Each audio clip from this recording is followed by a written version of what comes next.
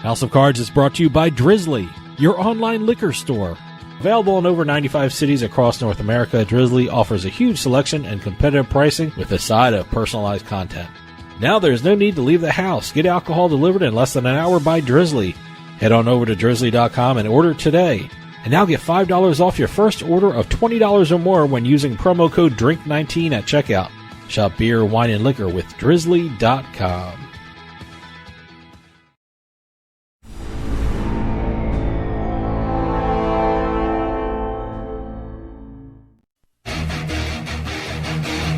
Ladies and gentlemen, boys and girls, You're listening to House of Cards. Today, the game is different. I want to gamble. Gambling is a very serious business. Is that clear?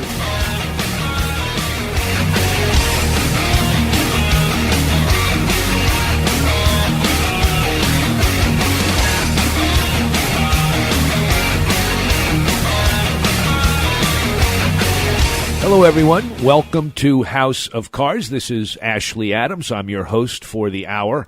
We are very fortunate. We have really a wonderful guy and a very smart poker player, writer.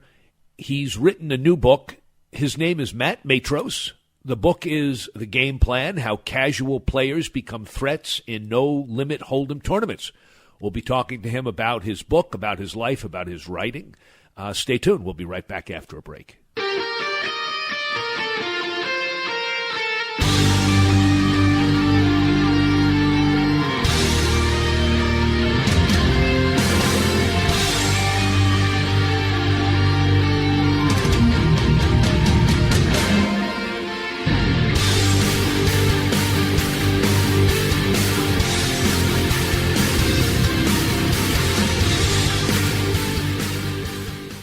I owed the IRS $10,000.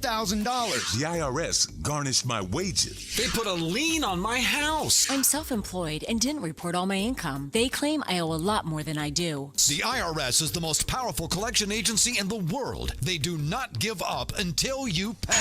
I couldn't sleep. We were being audited. I called Tax Solutions Now, and a great big weight was lifted off my shoulders. I called Tax Solutions Now, and they got the IRS off my back. Tax Solutions Now had my wage garnishment lifted in 48 hours. Tax Solutions Now can get you help. Our agents know the rules, can stop the pain, and get you the best deal. Tax Solutions Now saved my business. I qualified for the Fresh Start program. I paid less than I owed. We connect you with a team of former IRS agents and tax professionals who get the IRS off your back. Time is running out. Call Tax Solutions now. Call 800-297-9788. 800-297-9788. Psst. Yeah, you. Come here. Haven't you heard? We don't need to hide anymore. Now, we can shop privately for adult products at adamandeve.com. They've got massage oils, lingerie, and lots more we can't mention here. Use offer code SPICE404. They'll give you 50% off almost any one item, 3 free DVDs, free mystery gift, and free shipping. That's 50% off, free shipping, and more. Private shopping starts at adamandeve.com.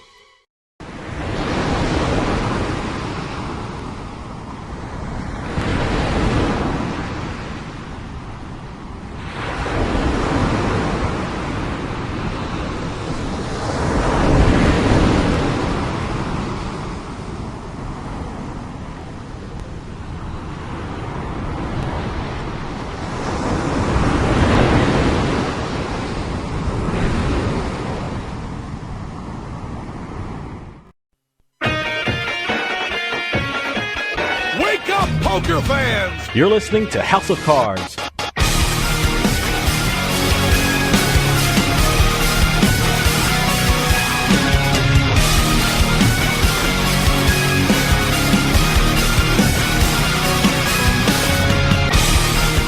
Welcome back, listeners. This is Ashley Adams. You're listening to House of Cards. We are very fortunate. We have, I think, one of the really smart, nice guys and accomplished players in the poker world who is an author. His name is Matt Matros. He's written a new book. I think it's his second. The new book is The Game Plan, and it's really a guide for players, amateurs like me, who are interested in playing in a major tournament and getting a strategy that works, not just theoretically but in practice. So we're here with Matt. Matt, are you there? Yeah, I'm here. So tell our listeners, first of all, who may not know you, a little bit about your background and how you came to the poker world and tournament success. Sure. No problem, Ashley. Well, I started playing poker as a kid, as a teenager, in home games on Friday nights with my buddies. And it was fun, but I wasn't really taking it very seriously. In fact, I had no strategy at all. And then when I turned 21, I started reading poker books for the first time and sort of realized, oh, wow, you can actually play this game and think at the same time. So just kind of throw your chips in and have soda and beer and whatever.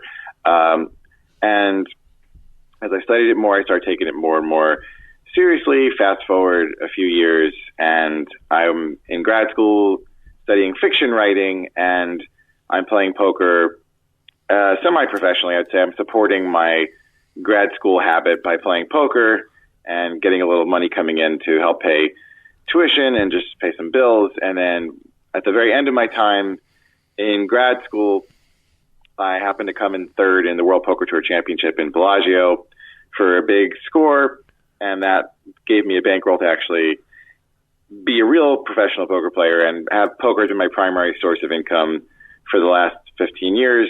And throughout that time, I've had times where I've played a ton of poker and other times, like more recently, where I haven't played as much. And that's during those downtimes, I tended to focus more on writing. And the new book, The Game Plan, is a product of that, some of that downtime. I see. So take us back to when you were first really learning seriously as an earnest student, and tell us some of the writers, some of the maybe players that you read that helped you amplify your skills. Well, the very first book I read, I don't even know if I could find it anymore. It's by a guy named Ken Warren. It was about limit hold'em. And Ken Warren.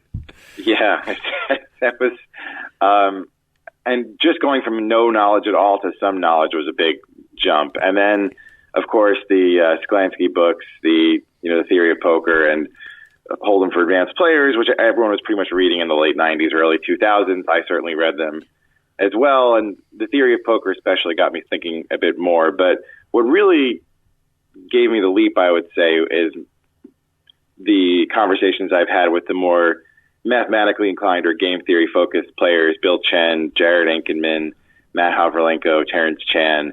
Those guys were all reading the RGP, Rec.Gambling.Poker Forum back in its heyday in the late 90s, early 2000s. These are news groups for some of you younger people who might not even know what that part of the internet was like, but that's kind of how we chatted back then before social media, and that's how I met some of those guys. And they really opened my eyes to how poker could be played, tournament poker specifically, and I used their work to kind of launch my own thinking and inquiries into good strategy, good planning, and yeah, those are the main sources of wisdom for me. But also, there's great value in having other players who you come up with, and for me, that was Russell Rosenblum and also Robert Wang. You might know him as Action Bob around New Jersey, who, whenever you're playing, you can just bounce hands off of all the time and constantly reassess your strategy. And so those guys are probably how I improved the most.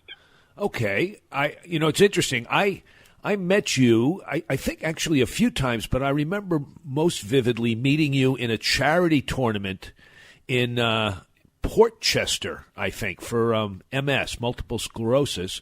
Did you? Yeah, I remember seeing you at that tournament a few times, I think. I used to go to that tournament every year, and I still try to go most years. And so, yeah, I remember seeing you there a few times. It's a great event, and we always had fun there. Yes. Yes, and I was wondering, as you were recounting your history with the different players, Bill Chen and Jared Ackerman and a few others, if you were part, and RGP, of course, which is how I got my start, are you a member of the ARG community? Do you play Barge, and have you ever played in those tournaments? I feel like I'm a member emeritus. I certainly feel like a member of the ARG community. I haven't played Barge in a while, but I used to play a lot of them. I mean, I used to play Barge every year. I used to play At Large, which is in Atlantic City, and Fargo, which is in Foxwoods every year. I have even played Escargot, which is in LA, which is quite far from me. I live in Brooklyn. Interesting. But I haven't played an Arch event in some time. I played the last one I played at bars when I happened to be in Vegas anyway for an event on the now defunct Epic Poker Tour, which I think must have been in 2012 or 2013, one of those years. And so they happened to coincide with a barge. So I think the last Arch I played was that barge, although I also snuck away to an at-large around that time as well. But it's been at least 5 years since I've played any of them, unfortunately. I do really enjoy those events. I just haven't had the time to schedule them. Do you still play? Did you play those, or do you ever play those? I play only at Fargo, and it used to be at Foxwoods. It's now at Mohegan Sun. And a lot of those players and I are friends, and they have a weekly game that I very occasionally sit in on. And listeners, we're going to cut away. We'll be back after a quick break.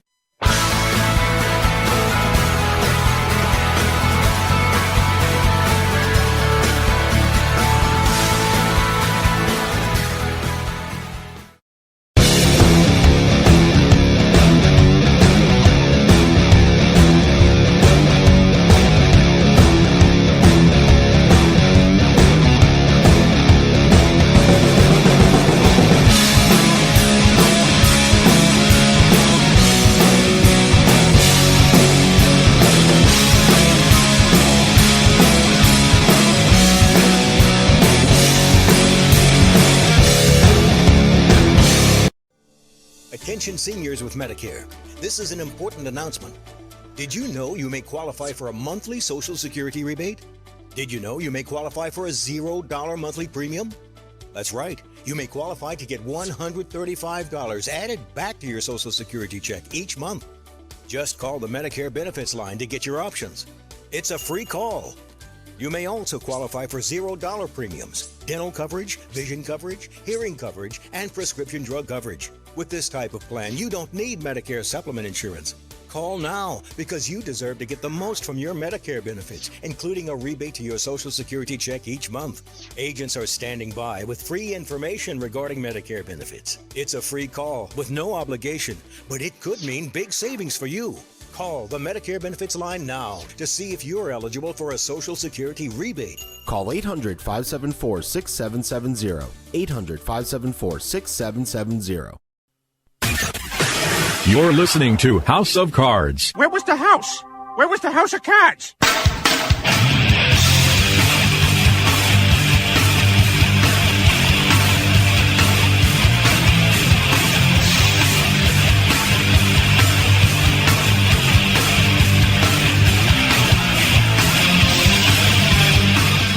Hi, everyone. Welcome back to House of Cards. For listeners who've just tuned in, we're speaking to the great player and writer Matt Matros, who's just come out with a new book that we're talking about, although we haven't really gotten to it yet. Matt, I had a question for you about your writing.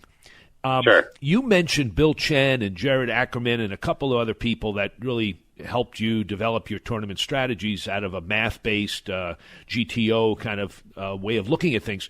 What I was struck by as I read your book, and I want to get a little into the writing in a few minutes, but it seemed to me that your writing style was very much like somebody I think of as the premier poker writer today, and that's Ed Miller. And I think you mention him in your acknowledgments, and I'm wondering what, if any, connection you have to Ed Miller, who writes these wonderfully accessible, very strategically useful poker books. Sure. Ed's a friend of mine. He's a great guy in addition to being a great writer and a great poker player. And, yeah, he really showed me the ropes about every part of this self-publishing a poker strategy book process down to details you would never even think of that I don't even want to bother getting to. But just for example, like trying to pick the right font or typesetting and like that kind of stuff, the stuff you would never even occur to you.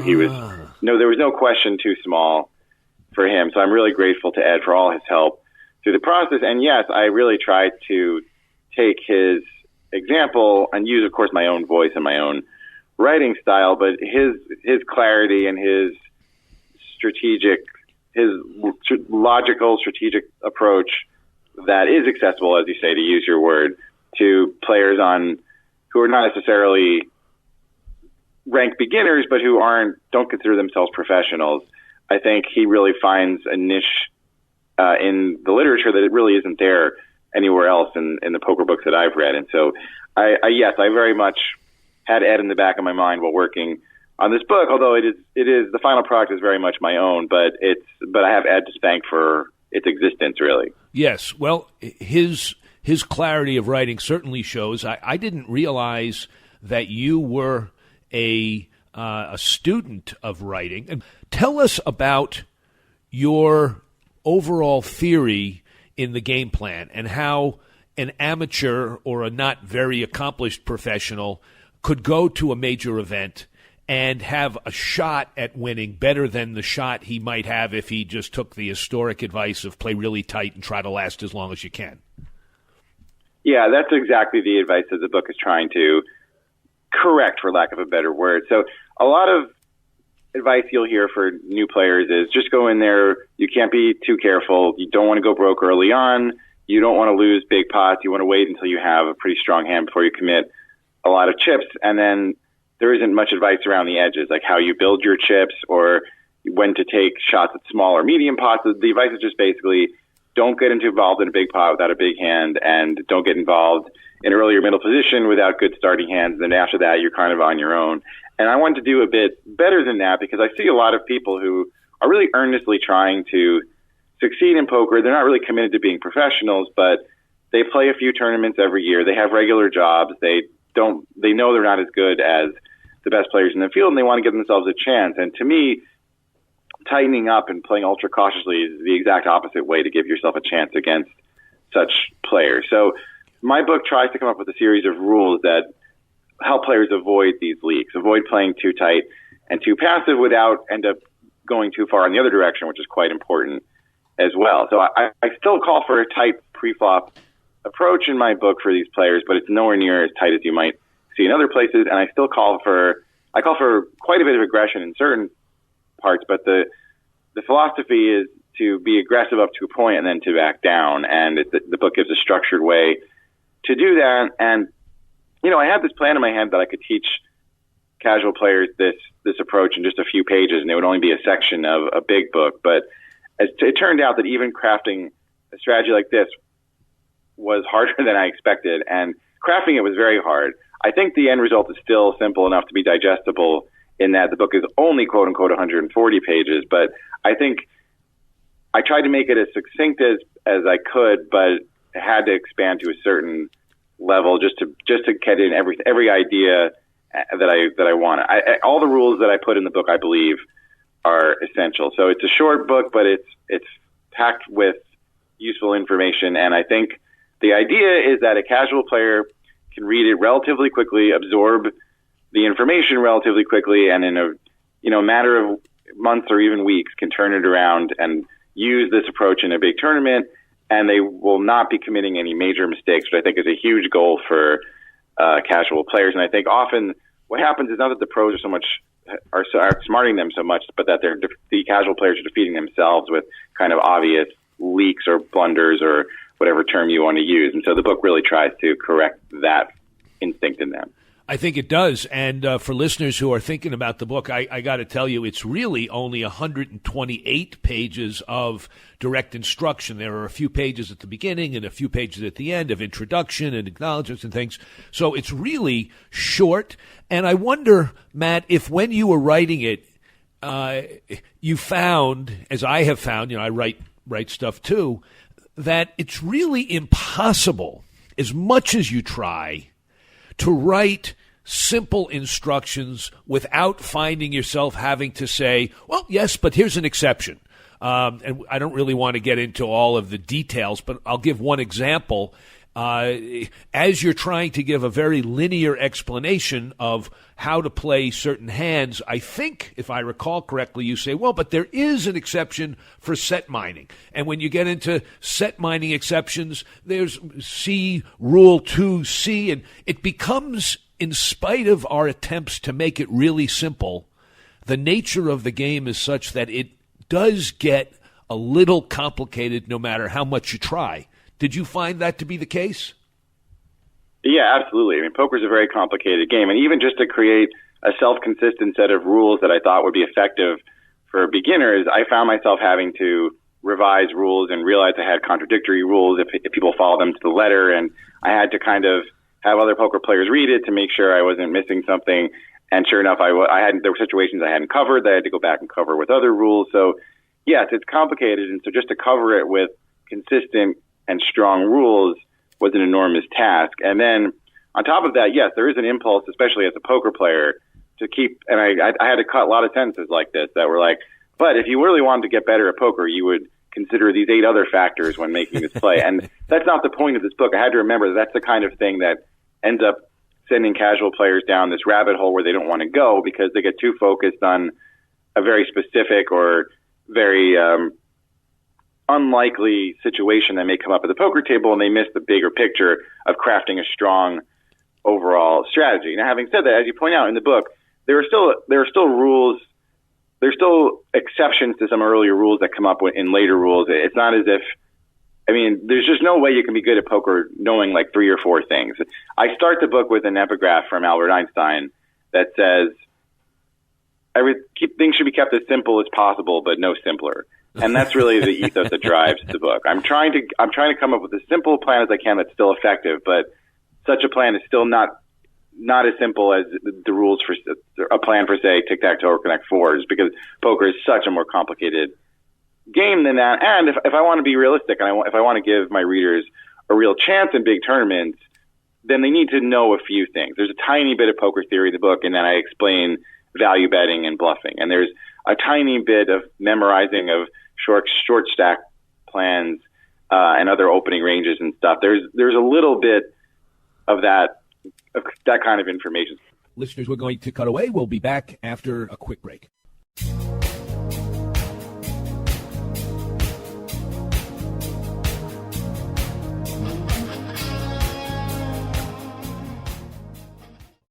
I owed the IRS $10,000. The IRS garnished my wages. They put a lien on my house. I'm self-employed and didn't report all my income. They claim I owe a lot more than I do. The IRS is the most powerful collection agency in the world. They do not give up until you pay.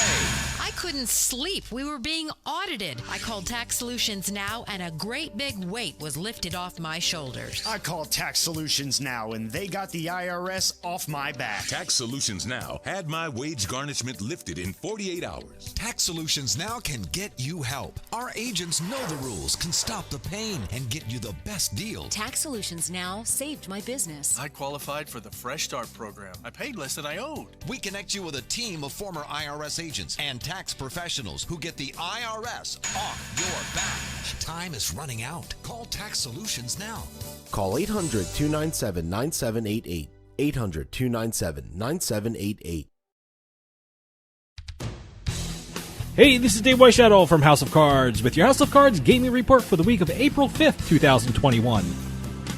Major League Soccer team, the Seattle Sounders, has entered into a sponsorship deal with the Emerald Queen Casino. The agreement names the casino as the official casino and entertainment partner of the Sounders, giving the property signage on the Sounders jerseys. The partnership also provides increased exposure for the casino on the team's broadcast and social media.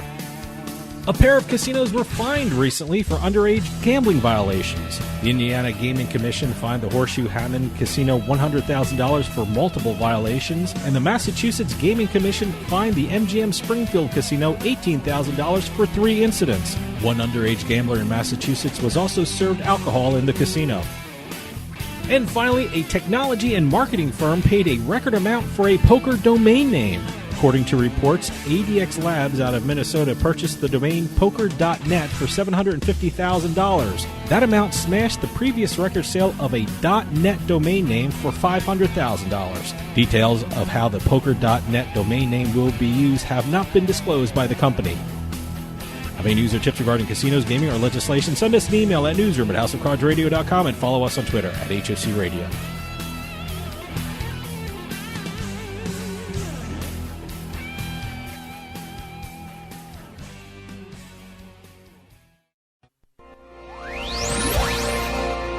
You're listening to the House of Cards. Okay, let's play some damn cards.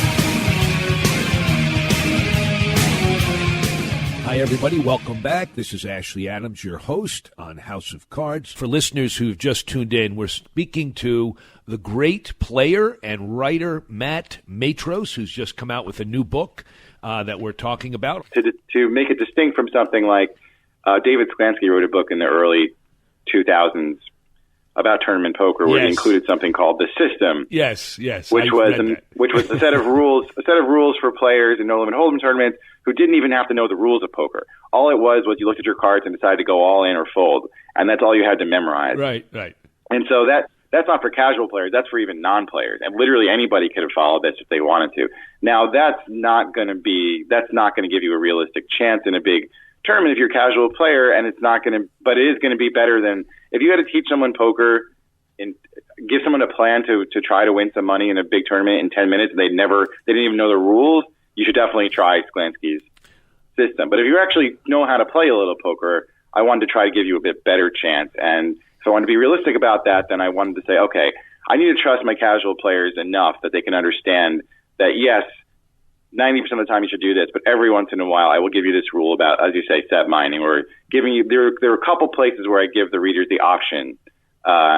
One is about re-raising in a squeeze situation, which is when there's been a raise in several callers. That's a spot where you're allowed to kind of go off on your own and the rules don't necessarily dictate your play. And another one is when you're getting close to being all in, I have to kind of say, all right, but you have to be on your own here a little bit, because if you're going to be all in very soon, you have to plan ahead for that. And I just can't really give you a set of instructions for every different portion of your stack that may be at risk. And so you're going to have to take into account these three factors. But for the most part, my readers don't take into account very much. They just kind of follow the rules. And the spots where they do have to think for themselves, I'm hoping will help them start learning how to really think about the game in a structured way in general. And after they've kind of mastered the game plan, they can use it to further improve their game. And hopefully I'll write another book someday where they can get beyond this kind of basic level of competence that I'm striving for in the game plan. All very interesting. And it raises a question about another aspect of your profession, and that is coaching. I could see this book being the textbook that you would require as preliminary reading to a more personal, hands-on observation and coaching of a student. How does somebody hook up with you if they want to be coached, and what coaching have you done? Yeah, I've been coaching for pretty much my whole career. Something I really enjoy doing, and I'm always looking for new clients. So you can reach out to me at Twitter at Matt_Matros. That's at MATT_MATROS. I can also be emailed at jacksup@mattmatros.com. I'm pretty easy to find online, really. So if you want to shoot me a message any of those ways about coaching, I'd be happy to get back to you. And yeah, I give anyone who signs up for coaching will get a copy of my book for free. So that's another little incentive. And depending on what the skill level of the player is, I might use the book pretty heavily or pretty lightly. But I do think that whatever your level is, I can use the book for certain things. So I had one client who was a little bit beyond the casual player level, but I still went over all of my hands from the World Series of Poker main event that are in the book with her and kind of talked her through them. And so for those who don't know, there are 14 hands that I've actually played in World Series of Poker main events that I include in the book. They're in the book so that you would see how the game plan would have handled them. But if you're a bit more experienced, you can also think about them at a higher level, and maybe you'll get some new ideas about how to approach a big tournament or a certain stack size situation, or a specific tactic you hadn't thought about employing in your own tournament life for whatever reason. So I think there's a little something for everyone. The book is definitely aimed at casual players, but I've already had a few experienced players tell me that they've gotten stuff out of the book anyway, even if they weren't the ones who are going to turn around and follow all the rules. Right. Well, I want to go back to something you just mentioned, and that is World Series of Poker. And we've had a lot of poker writers on the air. We've talked to them about their books, about their experiences, but very few who have won 2 bracelets. And I think, have you won 2 bracelets? I've actually won 3 bracelets. 3 bracelets. So yeah. tell us about the first one and what it was like and how you felt as you were getting closer and closer, if you even thought about the prospect of winning and how winning your first bracelet changed your life. The first one was the sweetest for sure. There's no replicating your first bracelet.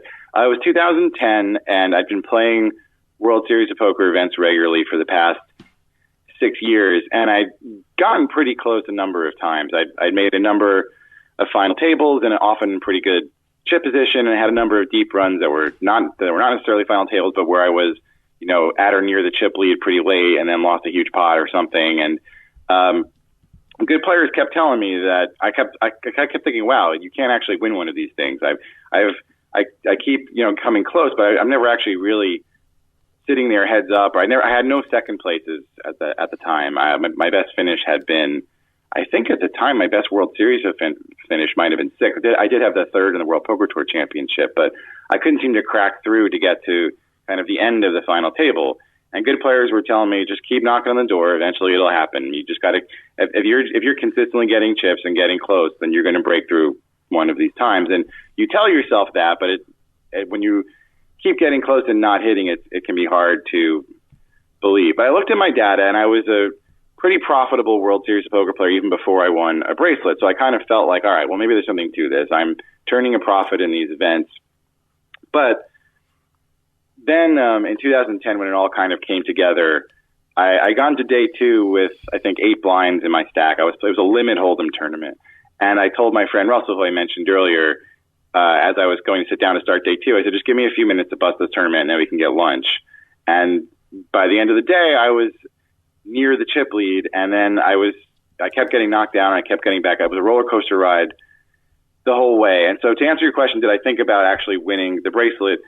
Not too much before I actually won it, because Terrence Chan, my friend of mine and one of the best limit hold'em players in the world, was at the final table with me, and in fact was in the final 3 with me. And so I was mostly just focused on my strategy against him and the other tough players at the table. And then when it got heads up, I quickly found myself down in chips. And so my only focus was in trying to play my best heads up limit poker for, a heads up match that was worth about $100,000, if I recall correctly. So I am not used to playing heads up of any kind of gambling game for that amount of money. So I was really trying to focus. And then, when the last card finally fell and I had it won, it was an amazing feeling, and it was a huge monkey off my back. Well, how did your life change when you won the bracelet? How did my life change? Oh, that's a good one. I mean, I think on a day-to-day basis, my life didn't change very much. I mean, the money was nice, but it wasn't something I necessarily needed to make any changes in my lifestyle or my day-to-day. What did change was kind of, I didn't want to ever be known as the best player to never win a bracelet, which I was starting to get into that conversation, I think, in 2010. And once I won, I was able to kind of breathe a little bit easier and say, okay, well, now no matter what else happens the rest of my career, I can always say that I'm a bracelet winner, and I'll always have that, and I'll feel a bit better. So a friend of mine who had won a bracelet said, what you can do is if you're having a bad day at your desk at work, you can kind of look at your bracelet and you'll feel a little better. And that's what I do, and it actually works. That's what he said to me.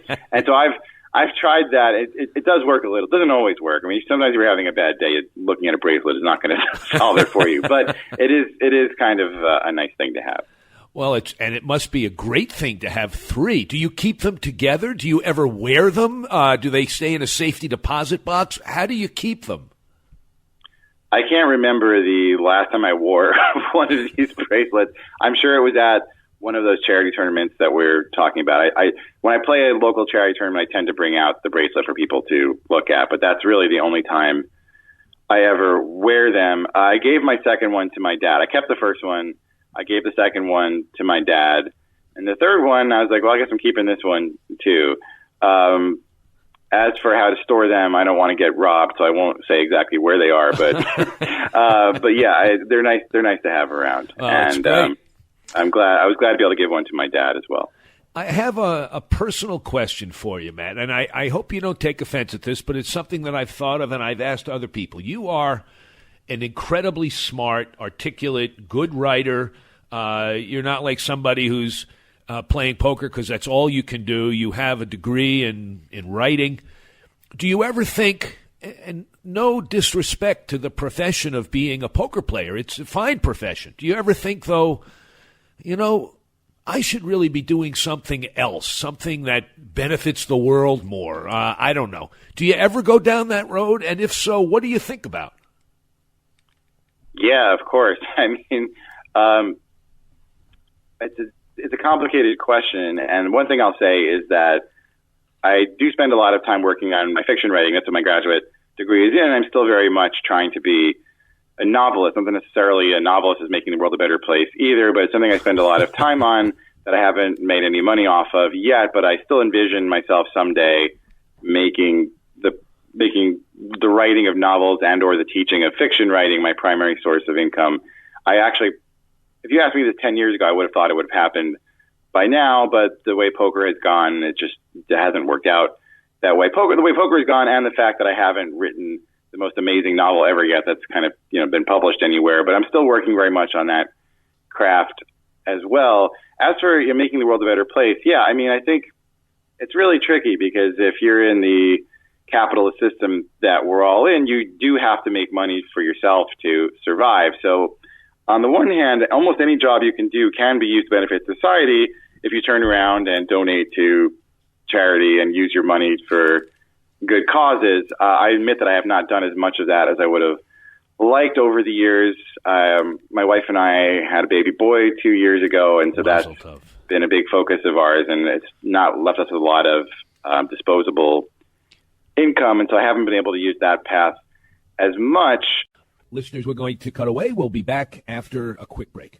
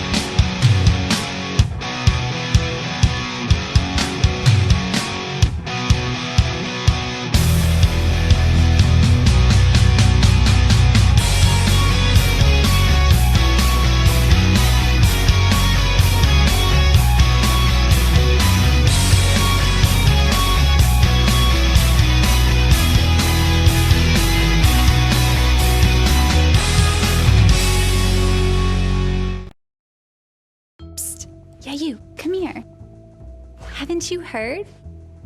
We don't need to hide anymore. Now, we can shop privately for adult products at adamandeve.com. They've got massage oils, lingerie, and lots more we can't mention here. Use offer code SPICE404. They'll give you 50% off almost any one item, 3 free DVDs, free mystery gift, and free shipping. That's 50% off, free shipping, and more. Private shopping starts at adamandeve.com. Now that we're home more than ever, we need to feel safe. Call it a sign of the times or the world we now live in. What do you want to keep safe? The people in your life? What do you want to protect?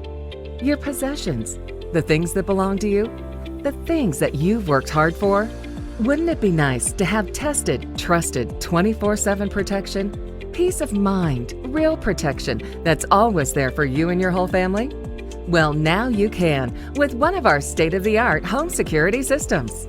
Everyone thinks their home is safe until the unexpected happens. Help protect your home and loved ones today with the affordable next generation in home security. To help keep your family and property safe, call 1-800-520-4068 now. Representatives are standing by to assist you. That's 1-800-250-4068. 1-800-520-4068. You're listening to House of Cards. Check out our website at houseofcardsradio.com.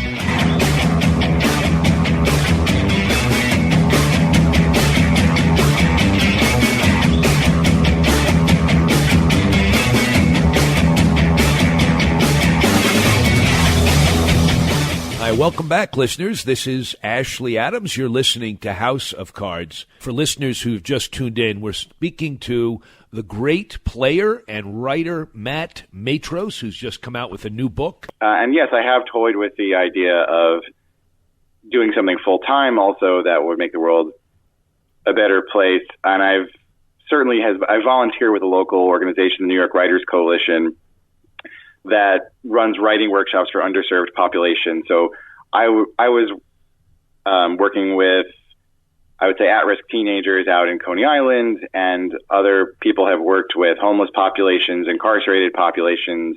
And I'm a believer that giving such populations the tools to write and to tell their own story can have lots of benefits that we don't necessarily know how to quantify. So that's something I've done, and I try to play any charity tournament I get invited to, like all the ones that I saw you at. So basically, I'm trying within this capitalist system we're all in, where we all need to make money to make ends meet. I've been trying to also, as you say, do some things to help make the world a better place, but it is complicated. And for what it's worth, I think poker player as a profession, at the very least, is less harmful than a lot of other professions that you could choose to make money. And so, I've kind of taken the first do no harm approach to making the world a better place. And I have tried to do other things, as I said, and I really respect and admire the heck out of professional activists and other people who have chosen to make less money and to make the world a better place as part of their daily lives. And I think those people are amazing, and they deserve all the credit in the world. And I haven't been able to do that for myself, but yeah, there are definitely a lot of days where I wish I did do something like that. So you have a 2-year-old kid. Is it a boy or a girl? Boy. Your 2-year-old in 4 years says to you, Daddy, I want to learn how to play poker. And in 20 years says, Daddy, I want to be a professional poker player. What do you do in those two positions? Well, I think for a 6-year-old, there are plenty of aspects of the game that can be helpful. It's tricky because, of course, there are addictive elements to poker like there are to many other things that 6-year-olds could get involved in, whether it's video games or eating junk food or whatever. I mean, there's lots of things that kids will, if given no restraints, will just go overboard with. And I think poker could be one of them. Although if you limit it to just playing with physical chips and not, letting them go on their screens and playing online poker or whatever, the free version of online poker all day, I think poker can teach kids about numbers, about discipline, about interacting with people, about being a good sport, similar to how kids very young learn how to play chess. I mean, chess is a very competitive environment for young kids as well, and tons of kids play it, and they're taught sportsmanship, and they're taught how to say good game even when they lose, and they're taught how to lose with grace. And there's a ton of losing in almost any game, but certainly poker. And I think kids learning how to lose and learning a little bit, like as an introduction to probability and to numbers, and as an introduction to just logical thinking, I think it can be great for 6-year-olds. Now, it's not going to be great for every 6-year-old, so I would have to see what kind of kid my son is in 4 years' time to really fully answer that question. I really don't think there should be any approach that's tailored to every 6-year-old, but I think if you have the right kind of 6-year-old, and if you approach it the right way, the poker could be a great tool. As for becoming a professional at 22, of course, at that point, he'll be free to do whatever he wants, but my advice would be that it's a very hard thing to take on, especially in the modern era where, I mean, when I came up as a professional, very few people had really any clue of what really good play looked like. And so just by kind of taking an analytical approach to poker, I immediately just had an advantage over most of the field, where that's never going to be the case anymore. So it's more of a grind now. You kind of have to play in lower buy-in events for a while, and there's still plenty of money to be made there, but you can't do what I did, which is jump into the biggest tournaments and have an edge. Like, that's never going to happen again. But you can. There's still edges to be had, and if that's the way he wants to go, that's totally fine. I don't think the allure will be there for him the way it was for me necessarily, because part of it was the novelty. No one was doing it when I was coming up, and this idea that you could make money playing a game, it seems so interesting and inviting to me and I loved playing the game too. It's become so normalized now that I don't know if he'll feel about it the same way. And there are also, the internet was really only just coming to age in 1999 when I graduated from college. My first job was in the tech industry, but I think the kinds of things he could do with his life will be very different from the options I have. But the long answer is, or the short answer rather, is that if he's 22 and really wants to try it, I'll give him all the caveats of why it's difficult, but it's going to be his decision, and I certainly wouldn't stop him. I think that's a very good place to end. I want to just let our listeners know the game plan. I've read it. It's a very good book. It will help the amateur if they are interested in pursuing tournament poker. I think it's excellent. You've been a great guest, Matt, and I appreciate you coming on. Thank you so much, Ashley. I really enjoyed being here. Okay. That'll do it, listeners. We're going to end the show, but come back next week. And until then, good luck and good day.